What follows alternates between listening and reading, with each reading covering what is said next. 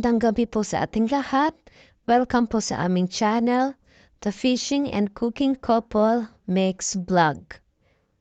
Naandito na naman po kami. Kadarating po namin at kami po ay nakarating dito na ligtas. Nandito po kami sa Houghton Highway Bridge.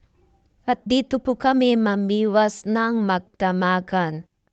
Pwede din pong dito po sa babang pumwesto, pero mas maganda po para sa amin ang pumunta po sa taas, maglakad hanggang dun po sa pinakagitna sa platform na napili namin pangisdaan o pagmiwasan kasi mas malalim po yung tubig doon.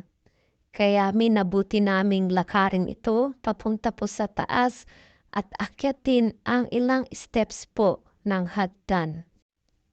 Marami din pong nakapwesto dito sa baba. Kaya nga lang po, pababa na po ang level ng tubig kaya kailangang doon po kami mismo sa gitna mamimiwas.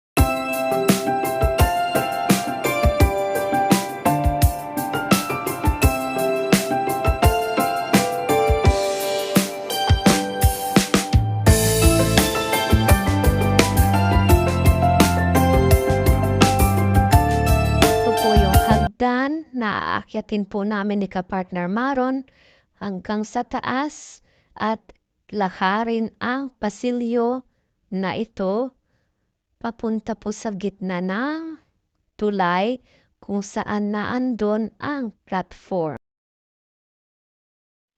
Samahan niyo po kami maya-maya lang po konti na bagtasin ang pasilyo na papunta doon sa platform.